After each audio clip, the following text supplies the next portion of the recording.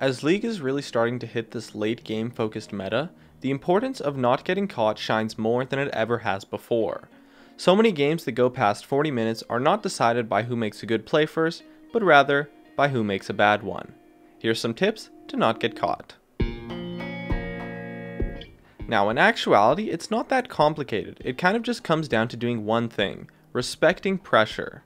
But there are so many sources of pressure that dealing with all of them can be a little bit tricky.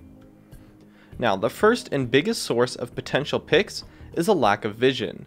You should never ever try to make plays late game without vision of the surrounding area. Whenever you want to go for something, you can never go in blindly, and even if your opponents are clearing wards really well, you can still claim some defensive ground inch by inch. The best time to get vision is when your opponents are pushing their waves, as that way you can be sure that they're not in the jungle.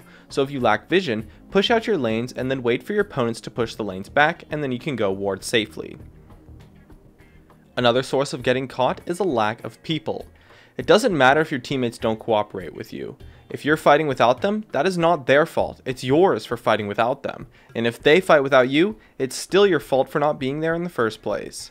Outside of the laning phase, it's very risky to make plays by yourself, since the vulnerability to ganks increases exponentially, since ganks can come from anyone in almost any way at that point. So be very careful and calculated when making plays by yourself past 20 minutes or so. And if all else fails, just stay grouped, especially versus pick heavy team comps such as Blitzcrank or stuff like that.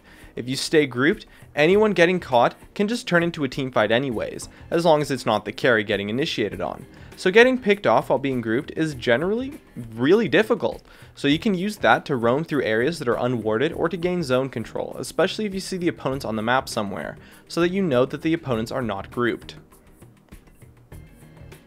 And lastly, this is probably the thing that people fail to do the most actually, and that's to respect pick potential.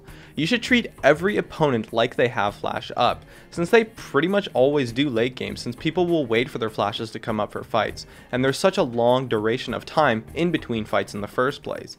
And so be ready for them to flash onto you, as people love to flash in to create picks, and so they're definitely going to look to do it.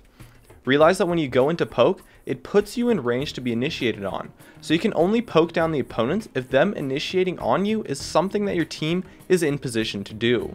Respect your opponents and the power that they have to jump on you. So many times I see people get caught and die saying, oh, I didn't think their flash was up, or oh, I didn't think they did that much damage, and that's not really a valid excuse. Your lack of respect for your opponents can cost you games, but covering it up by telling yourself, oh, I didn't think X, is not going to help you for the next time that it happens. What will is giving your opponents respect for their power, as the punishment for a pick late game can reach absurd levels, much more than it would in the early phases of the game. My name is Jeremy, and that's it for my tips on how to not get caught. If you enjoyed this video, feel free to check out some of my others on the screen right now, or stay connected at facebook.com/gamingcurios.